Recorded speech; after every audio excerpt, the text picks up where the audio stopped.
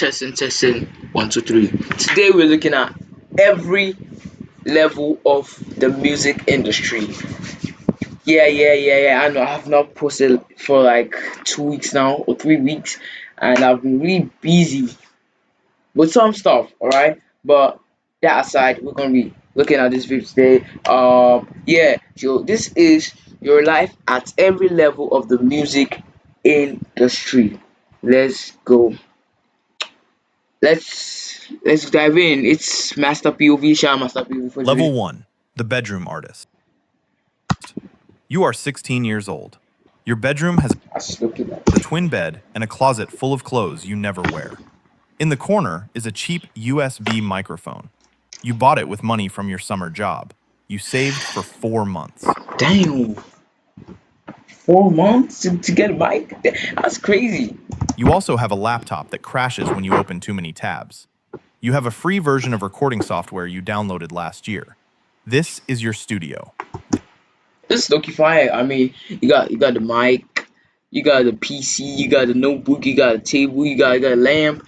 Wait, chat. Loki is nice. Look, some people ain't got shit, bro. Like some people don't have shit. Just got a phone, bro. Some people don't even have phones. Like, be grateful. I love the smile. I love the smile of this guy's face. W is the guy. W's is the chat. Subscribe. This is where it all begins. You write songs in a notebook at school when you should be paying attention in class. The teacher thinks you're taking notes. You're actually writing about a girl who doesn't know you exist. Damn. You go home after school and record for hours. You stack vocals on top of vocals. You hum melodies into your phone at 2 in the morning. You wake up embarrassed by what you sang, but you listen anyway. Sometimes there's something in there, a phrase, a feeling, a half idea worth chasing. You chase it. You post your songs on SoundCloud and Instagram. You have 47 followers. 47 followers for a story, bro. 23 of them are That's from your high school. 12 are relatives. The rest are strangers who followed you back after you followed them first. how many likes does this video have? 12,000 likes. At 341,000 views, that's a lot. Bro, shout out YouTube. Shout out. First, you check your stream count every hour. You got 8 plays today. You are certain 6 of them were you. You tell yourself you don't care about the numbers. You care about the numbers. You care about the numbers more than almost anything else in your life right now. They feel like a mirror showing you whether you exist. Your parents think this is a phase. Your father asks when you're going to get serious about college. Your mother listens to your songs and tells you they're beautiful. That is the kindest and least useful feedback in the world. Facts. Yeah, I'm not saying this like, to disregard, like to disregard uh your mom's like opinions, but like most of those opinions are just wants to encourage you. They may not actually be true. That's just a fact. But shout out to all the moms out there, being supportive, and yeah, dads will be dads. Your friends don't really listen. They say they will, and then they don't. You learn early that nobody owes you their attention. The attention has to be earned. You don't know how to earn it yet. You just keep recording. You keep posting. You keep waiting for something to happen. Nothing happens. You keep going anyway. Some nights you delete everything. Some nights you record until 4 in the morning and pass out with the headphones still on. The songs are not great yet. You already know that. You are training your ear to hear what's missing. Level 2. The local act. You are 19 now. You dropped out of community college after 1 semester. You work at a coffee shop 3 days a week. What's community college, bro? I want to search it up. Well, I know what college is, but like just to confirm.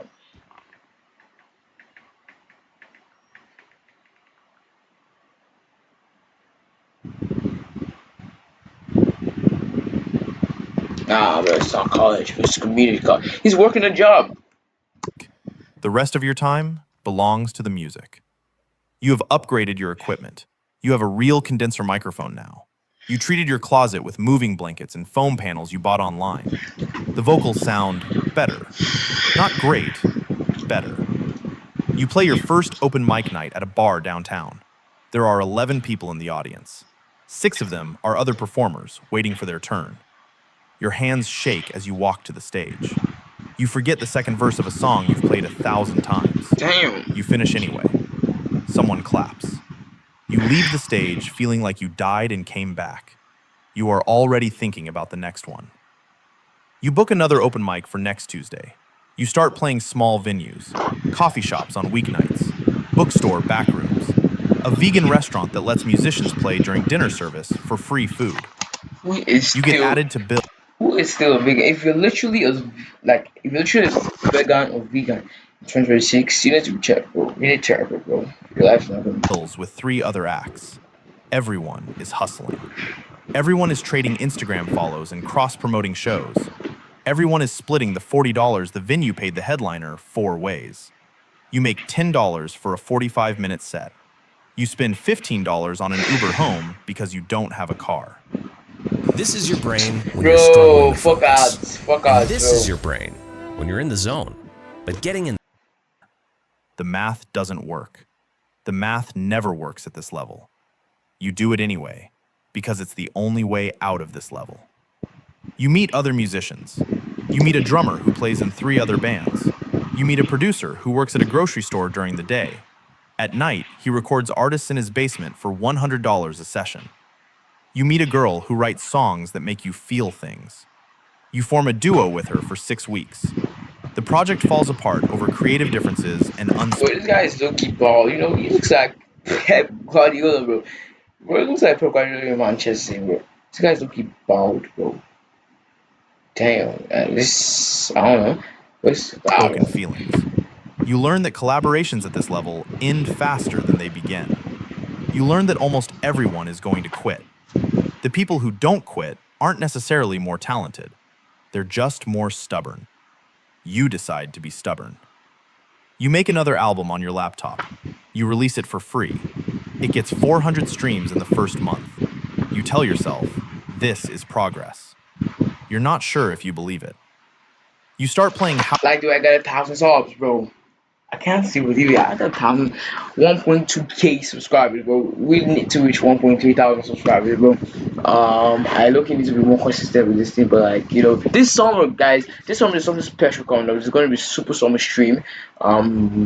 Particularly this month or next month. I'll let you guys know. Stay tuned. But for now, I'm going to be posting videos, and yeah. house shows in basements. 40 kids packed into a damp room under a string of Christmas lights. The sound is terrible. The energy is electric. Someone sings along to a song you wrote last month. A stranger knows your lyrics. That moment rewires your brain permanently. You chase that feeling for the next decade. You don't fully understand yet how addictive it is. Level 3. The independent artist. The independent You're artist. 23. You have a full-length project out on streaming platforms. You uploaded it through a distribution service that takes a cut of every stream. You have 3,000 monthly listeners on Spotify. That number means more to you than your GPA ever did. You check it every day like a ritual. Sometimes it goes up. Sometimes it goes down. You try not to let it affect your mood. It affects your mood. You are starting to build something that looks like a career. You have a website. You have merch. A friend designed a logo that you had printed on 50 t-shirts. They are currently sitting in boxes in your apartment. You sold 12 of them at your last show. The rest will sit there for a year. You will eventually give most of them away to family members. This is the economics of merch at your level. Nobody tells you this when you start. You figure it out. You tour for the first time. Not a real tour, a DIY tour. 7 cities in 9 days. You sleep on floors and couches. One night, you sleep in the back of a van because the host you had lined up stopped answering his phone. You play to crowds ranging from 80 people to 4 people. The 4-person show is in a city where you thought you had fans. You did have fans. They didn't come out. You play the set anyway. You play it like there are 4,000 people in the room. That is the rule. You learned it from every musician you respect. The show has to be the show, no matter who is watching. You start getting written about in small music blogs. You get played on a college radio station.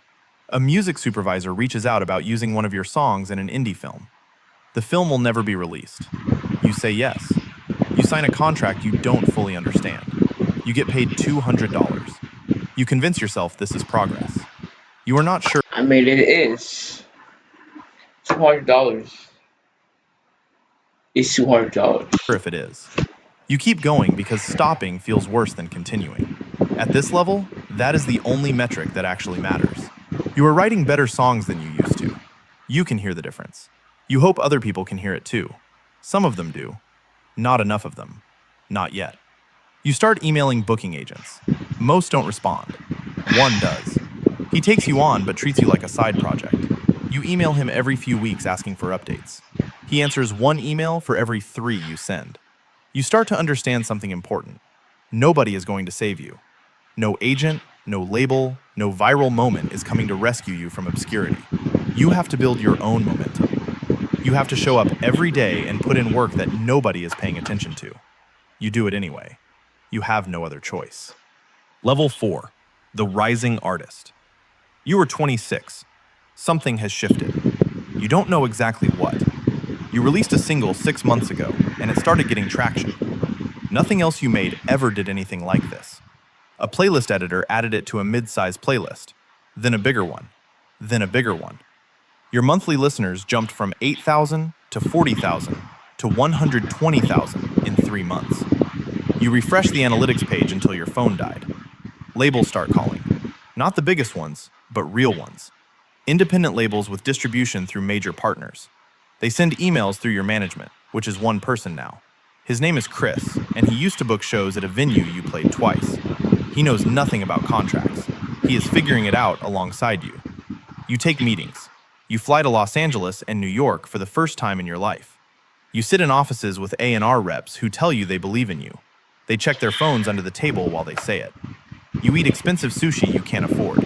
It is paid for by people who want to own a piece of your career. You sign a deal. It isn't the deal you dreamed of when you were 16. It's a 360 deal with an indie label that takes a cut of everything. Yeah. Touring, merch, publishing, masters. You read the contract 6 times. You get a lawyer who tells you it's a standard deal for someone at your level. Standard is a word that means different things at different levels. At this level, it means you are giving up a lot to get a little. You sign anyway. You need the infrastructure. You need the marketing budget. You need the team. You tell yourself you'll make the next deal better. Everyone tells themselves that. Some of them are right. Most of them are not. You quit your day job. You are a full-time musician now. You have wanted this since you were 16. You expected it to feel like flying. It feels like falling. The pressure is immense. Every song has to work now. Every video has to perform. The label expects numbers. Your manager expects numbers. Your own bank account expects numbers. The art you made when nobody was watching was pure. The art you make now is watched before it's finished. Something in you mourns that. You don't talk about it. You keep working.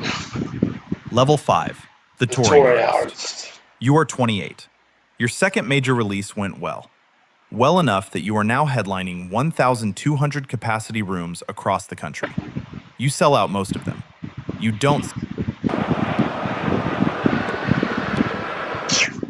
Fuck ads. Ronaldinho providing sell out all of them.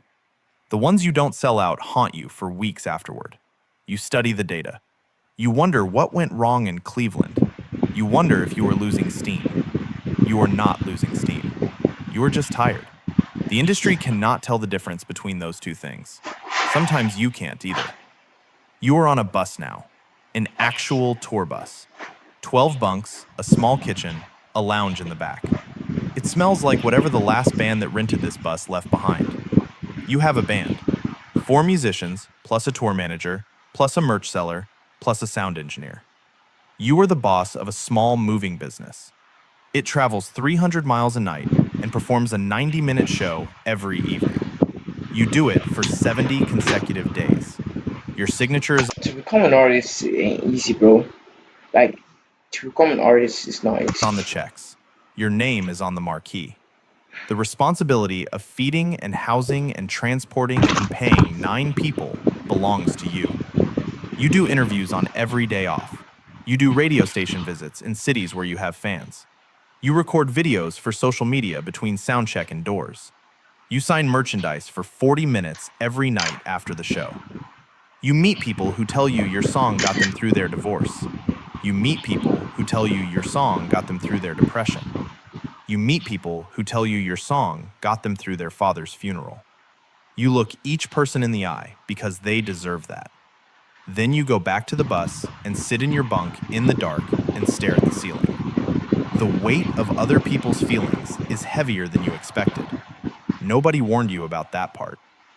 Your relationships suffer. The person you were dating when you signed your deal is no longer the person you are dating.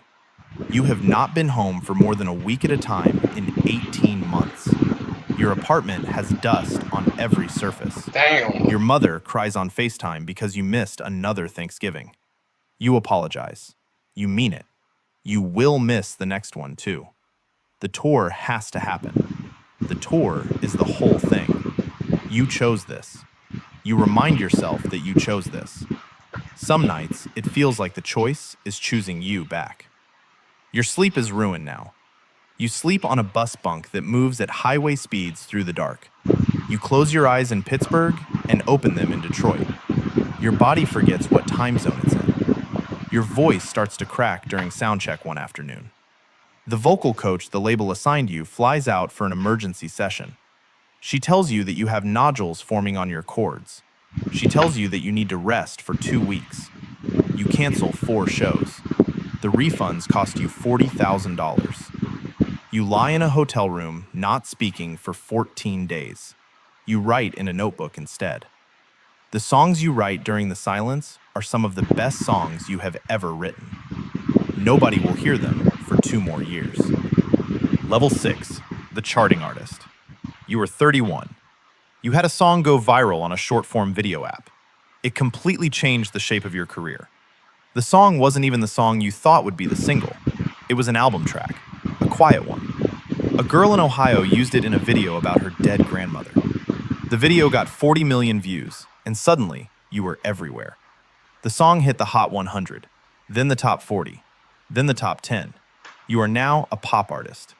You were never exactly a pop artist before. You were something harder to describe. A singer-songwriter with crossover potential. That is what the press kit said. Now the press kit says pop. The label is pushing you into collaborations with producers who have worked with the biggest names in the business. You are flown to Los Angeles and put in rooms with 22-year-old songwriters. They have already written 3 number ones. You write 15 songs in a week.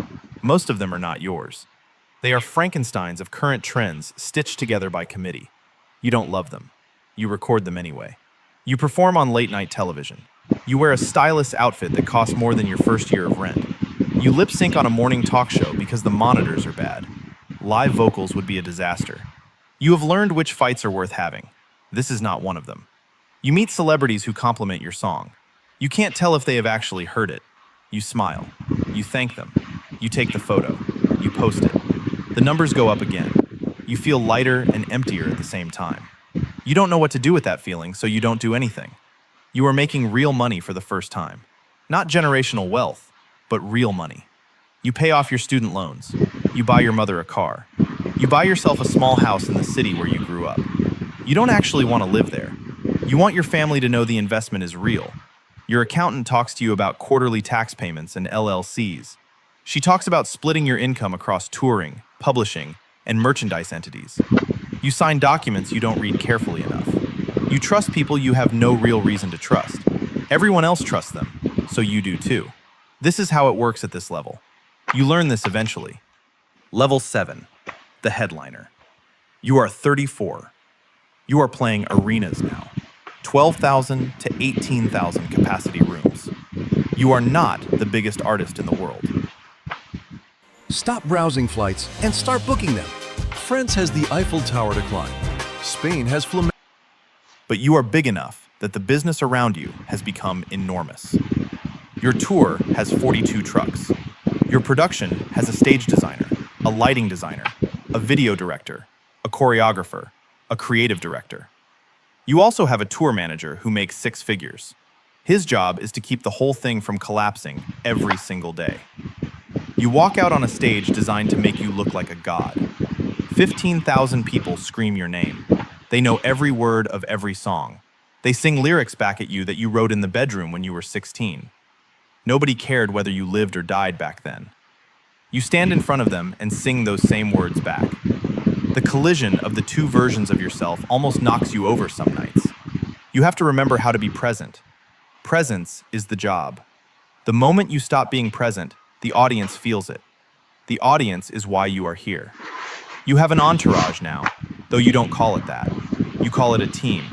Your assistant, your bodyguard, your publicist, your road manager. Your personal trainer travels with you to keep you conditioned for 2-hour shows. Your vocal coach warms you up every afternoon. He gives you herbal teas. He tells you when you need to shut up for 24 hours to save your voice. The big markets come first. You are an athlete as much as you are an artist. The voice is the instrument. The instrument wears out. There are no replacements. You negotiate your second record deal. It is nothing like the first. This one is a partnership. You own your masters going forward. You have approval over every creative decision. You have a budget that would have sounded fictional to you 10 years ago. You also have more to lose than you have ever had. The first deal, you could walk away from. You had nothing. This deal, walking away would be expensive. Not impossible, expensive.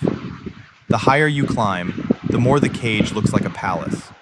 You remember that phrase from somewhere. You wrote it in a notebook years ago. You underline it in your mind. You start hearing things about yourself that aren't true. Stories circulate in tabloids about affairs you never had. Rumors spread online about your writer being unreasonable. Strangers write long analyses of your body and your face and your choices. You stop reading anything about yourself. Your publicist stops sending you links. She says it will be better for your mental health. She is right. You start meditating. You start therapy. Your therapist signs a non-disclosure agreement before your first session. The version of you that exists in the public imagination is not the same as you. Chat, bro. I'm going to sleep. You have to protect the private one from the public one. Most people never figure that out. The ones who don't figure it out are the ones who don't survive this level. Level 8, the icon. You are 39. You have a catalog now. Not just songs, a catalog. A body of work that plays continuously on radio stations and streaming playlists in every country on Earth. You have won major awards. You have performed at the biggest ceremonies in music. You have stood on a stage and held a trophy. You have thanked your mother and your team and the fans. You have walked off into a night that every major outlet would cover the next morning. You are one of the people now. One of the people who exists in the public consciousness as a figure rather than a person. Your name is shorthand for a certain sound, a certain era, a certain kind of feeling. Young artists cite you as an influence in their own interviews. You watch them accept awards and mention your name. You feel something strange. It is like watching your own reflection in a window from across the street. You are the thing you used to look at. You are the person in the poster on somebody's bedroom wall. You have real money now. Generational money. The kind of money that requires wealth managers and tax attorneys and estate planners. So I'm gonna have that. You have investments in tech companies and real estate by a small staff.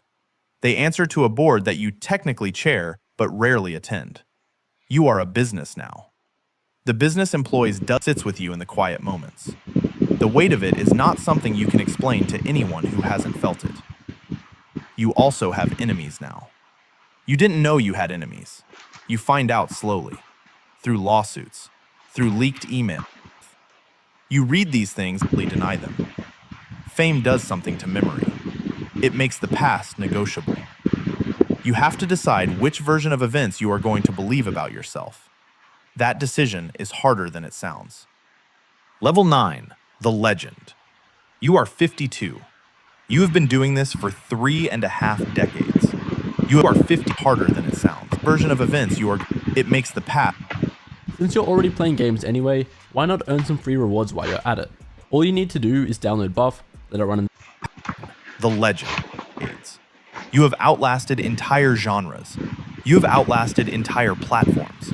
You have outlasted entire generations of artists who were supposed to replace you.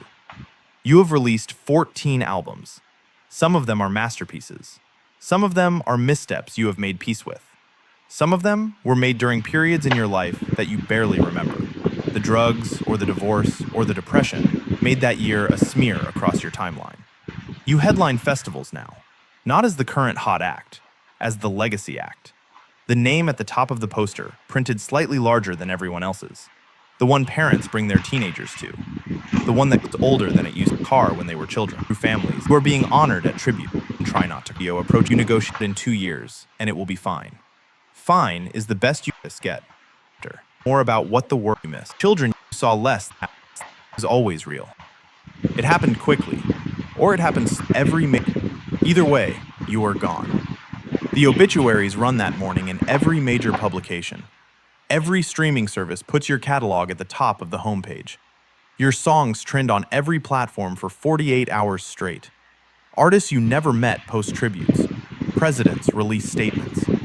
A stadium in your hometown holds a memorial concert. Millions watch online and cry into their phones. Your music. You traded the year 30 years after you died. She listens on cheap headphones in the dark. She cries in her bedroom at 2 in the morning to a song you wrote in your own bedroom at 16. She doesn't know anything about you. She knows everything that matters. Your estate negotiates with a holographic technology company. A version of you will tour again, without your consent or presence. Your children will approve the set list. The ethics of this are debated in articles nobody in your family reads carefully. The checks continue to clear. Your name gets sampled. Your voice gets recreated by artificial intelligence. A young producer loops 4 seconds of your old vocal into a beat. The beat becomes a hit on platforms that didn't exist when you were alive. He has never heard your album. He heard your sample on a pack he bought online. You are currency now. You are raw material. You are a source. Somewhere tonight, a 16-year-old is sitting in a bedroom with a cheap USB microphone and a laptop that crashes too often. She is recording vocals over a beat she made yesterday. She is shaking. She has 47 followers online and a notebook full of songs nobody has ever heard. She has the same feeling you had at her age. She has no idea what she is about to give up, or what she is about to gain. She has no idea how much the road will cost her. She has no idea what it leaves behind, or what it builds. She will figure it out. They always do. The cycle continues. Oh, W's. W's. I mean, that was. I feel sleepy. That was a great video. I mean, the animation and everything. Shout out Master POV. Next video, I'm going to be playing Roblox. It's going to be coming out tomorrow. Stay tuned. And yeah, it's going to be a comeback stream happening next month. So stay tuned. Don't miss it.